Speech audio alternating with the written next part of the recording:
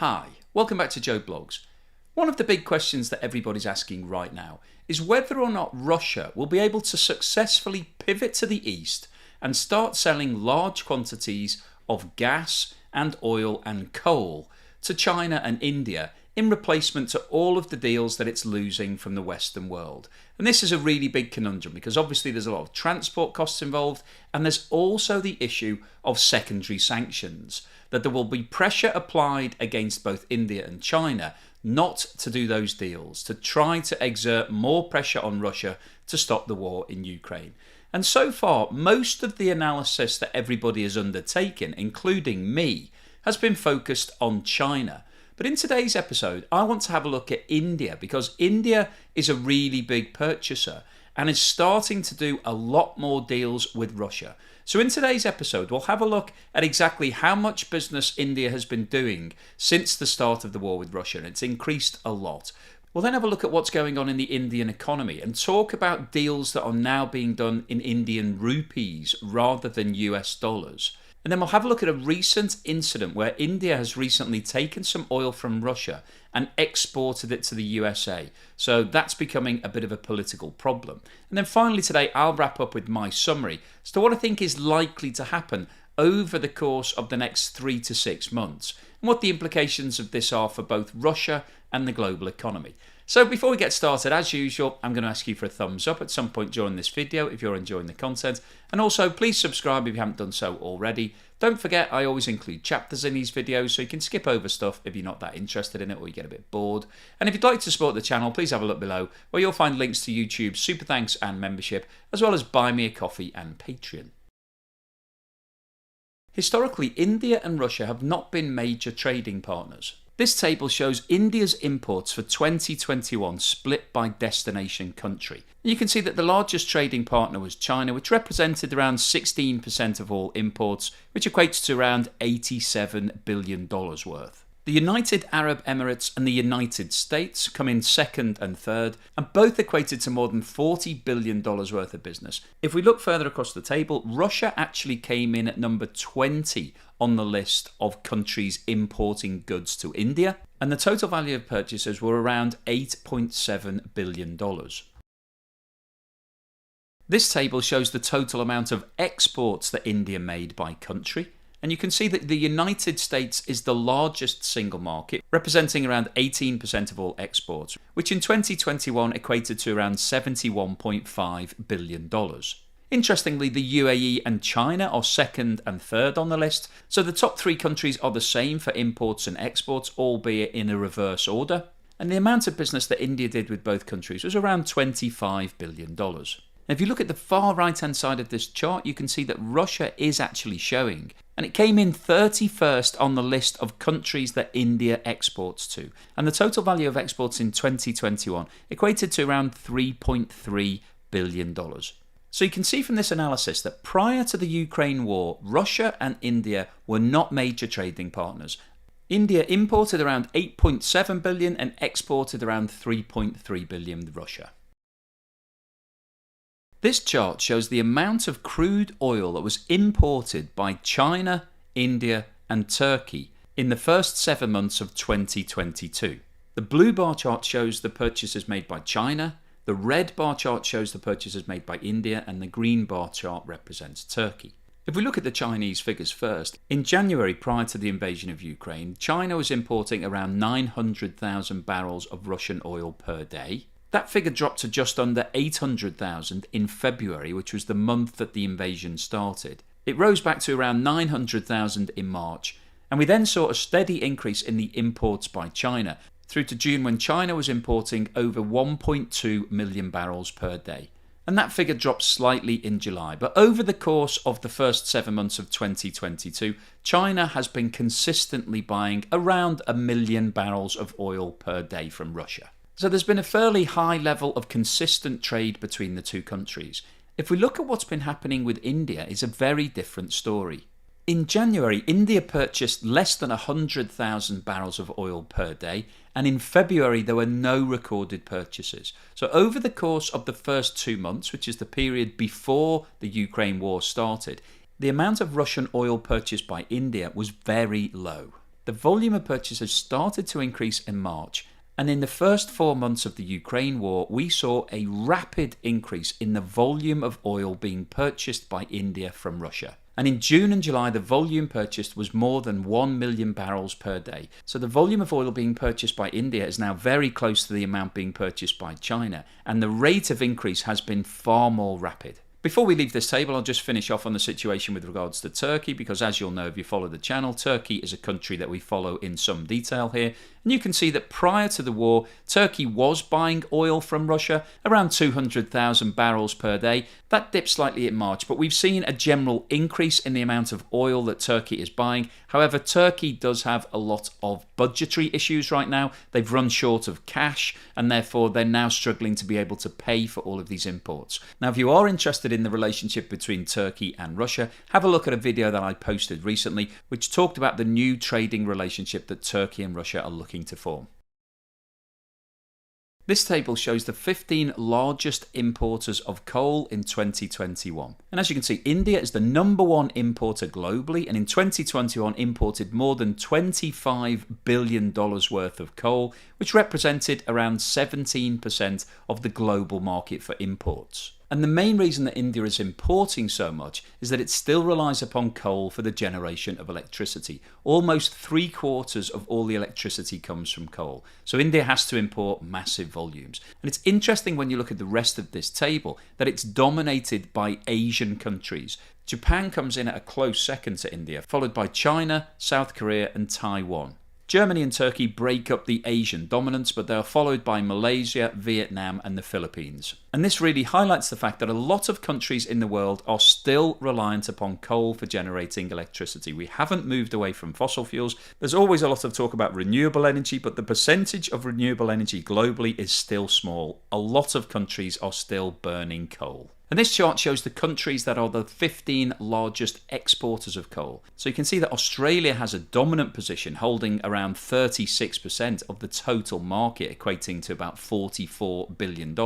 Indonesia comes in at number 2, and third on the list is Russia, followed by the USA, South Africa, Canada, Colombia, Mongolia, Mozambique and Kazakhstan. In terms of where India purchases most of its coal from, the biggest market is Indonesia, predominantly because of the geographic location. Coal is quite bulky, so therefore it's expensive to transport over long distances. So therefore it usually makes sense to source coal locally. The second largest supplier is South Africa, followed by Australia, the USA. Mozambique and Colombia tend to alternate at number 5 on the list depending on what's happening with prices, and Russia comes in after these countries. So historically there has not been a huge trading relationship between Russia and India with regards to coal. However, in July, Russia became India's third largest coal supplier, with imports rising by 20% to a record 2 million tonnes. And the main reason that India has been buying large quantities of coal from Russia is that Russia have been offering huge discounts, particularly for thermal coal. Now, thermal coal is the most attractive form because it holds the most heat value. And the amount of thermal coal imports made by India actually increased by more than 70% in July compared with June, to a record 1.3 million tonnes. And the main industries that were driving these purchases were Indian cement manufacturers and steel makers. And one thing that's interesting to note is that the total amount of coal imports in July for India actually fell by around 10% compared with June. So proportionately, the amount of trade done with Russia has increased even more because we've seen a big increase in Russian deals at a time when the total purchases of coal reduced. India is importing large amounts of oil and coal, and as a result of the increased prices which have been caused by the Ukraine war, this is putting a lot of pressure on the Indian economy. And in July, the Indian trade deficit widened to more than $31 billion. And this compares to around $10.6 billion for the same period in 2021. In an effort to stimulate the economy and to reduce this deficit, the Reserve Bank of India recently announced that it was allowing importers and exporters to pay in rupees, which was a move seen as making trade with Russia and South Asian neighbours easier instead of relying on US dollars. India's Trade Secretary stated that the rupee-denominated sales will be a big advantage. I see in the next 2 months 8 to 9 billion of trade with Russia and Sri Lanka. And if you follow the channel, you'll know that Sri Lanka is currently in a state of crisis. The economy has collapsed, and India is doing a lot of business. They're helping the Sri Lankan economy. They're giving them credit. They're giving them food and fuel. So this announcement that India and Russia will start doing business in Indian rupees is really interesting, because since the start of the war, the total value of imports to India from Russia have increased by more than 5 times to more than $15 billion compared to 2021. However, the value of exports from India to Russia have actually fallen to around 850 million from 1.3 billion due to the lack of payment settlement mechanism as a result of the sanctions that have been applied against Russia. So what these figures are showing us are that Russia are unable to source dollars to be able to make payments to India, and this is hampering India's exports. So by switching the deals to rupees, they won't have these problems because the transactions will be able to go ahead. Russia is unable to source large amounts of dollars right now, but because of the huge increase in the amount of imports that India is now doing with Russia, that means that a lot of payments can be made in rupees, and those rupees can then be used to pay for the exports from India to Russia. So this becomes a symbiotic relationship. The two countries can help each other by dealing in the rupee currency rather than having to deal in US dollars, which is obviously an exchange issue for both countries. Now, as I'm sure you're fully aware, the USA have applied full sanctions against Russia, so they no longer want to buy any oil or any other products directly from Russia. And this embargo applies to any oil that originates from Russia. So the USA do not want third parties buying Russian oil and then selling it on to the USA. And the US has now accused India of hiding the origin of some Russian fuel that's been shipped to the USA.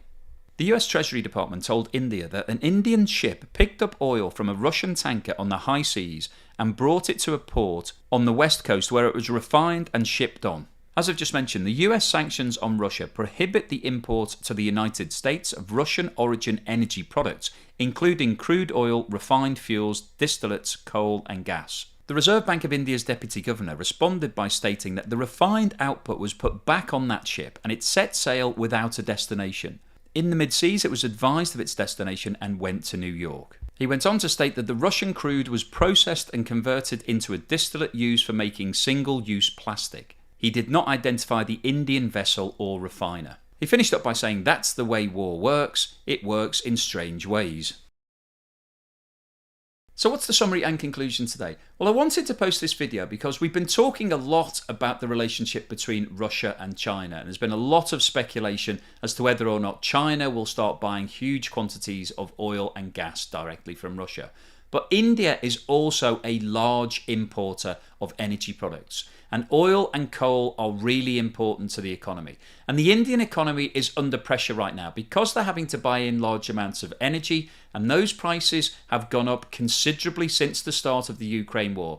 And that's putting pressure on all countries that have to import energy. And India is no exception, and we've seen that the trade deficit has ballooned since the start of the war. And the Indian authorities have not condemned the Russian invasion of Ukraine and have not joined any of the sanctions, and they've stated categorically that they will do the best deals possible for the Indian economy. And the deals that have been offered to India by Russia include huge discounts, so they've become very attractive from an economic perspective. And that's why we've seen a massive increase in the volume of oil and coal that Russia is buying, because they're being offered the best price in the market, so therefore they're going to take it. Now, the interesting question here is what will happen with regards to secondary sanctions. I've just touched on a story where Russian oil was accidentally taken to America by mistake, and of course the US authorities are not happy about that. But at the moment, no pressure is being applied to India with regards to the general purchases that it's making. And the main reason for that is because the European Union right now is still having problems cutting its ties with Russia. Because of the way that the gas market has been built up, lots of gas is being piped directly to different countries, and it's going to take time and a lot of expense to be able to replace that. And it's the same situation with oil. There are a lot of pipelines that Russia have put in place, and this is very difficult to replace if you're a landlocked country because you don't have a port, and it's quite difficult to transport large quantities of oil over vast distances. So as it stands right now, the European Union is still buying large amounts of energy directly from Russia. but those amounts will diminish over the course of the rest of 2022. The EU has made a statement that by the end of December it wants to stop the purchase of all oil, and gas will follow in due course. Once all of the countries in the West get to the point where they're no longer buying large quantities from Russia, then we will start to see the secondary sanctions being applied. Because it's hypocritical right now. The European Union can't demand that India and China don't do any deals with Russia when they're still doing deals themselves. But once they get to the situation where they're clear of those purchases, then some pressure may start to be applied on India and China. And it will be really interesting to see what happens, because the US and Europe represent really big export markets for India. That's important to the Indian economy. So at the very basic level, there may well be a discussion about the application of additional tariffs to Indian imports in Europe and the USA if they continue buying Russian crude. Or it may be that they're threatened with sanctions. So the US and Europe may say to India, we will hit you with the same sanctions that we've hit Russia with if you continue to buy large quantities of energy. And that will be a really interesting discussion, because the Indian authorities want to do the best for India. They want to find the best deals in the market. But if those deals are then going to damage the amount of exports that India are making across the world, then that will have its own detrimental impact on the Indian economy. So it's going to be a really fine balancing act. As it stands right now, India can buy as much as they want, and I'm sure over the course of the next 6 months we will see an increase in those volumes because Russia is offering the best deal in the market and India is taking it. But if this war is still going on by the end of 2022 and the EU has managed to cut all of its ties, then I think we will see a lot of pressure being applied on India to stop doing these deals. And if they do stop doing these deals, that will be disastrous for Russia. As we've discussed before, if you're pumping millions of barrels of oil per day, you need to find a home for that oil because there's nowhere to store it. You don't have large tanks that you can put it into in Russia. You need to put it onto ships. You need to move it to the markets who are buying it. If there are no markets, if India and China don't buy massive quantities, then Russia would be forced to cap its existing wells, and that will be absolutely disastrous. Once you've got a well operational, the last thing that you want to do is switch it off. So the next 6 months are going to be really fascinating, and I'll keep you posted on any further news and developments as and when I come across them. So hopefully you've enjoyed today's episode. You've enjoyed finding out a bit more about India and Russia, what's going on right now, and what's likely to happen as we go through the rest of this year and into 2023. If you've liked what I've said today, then please give me a thumbs up, and don't forget to subscribe if you haven't done so already.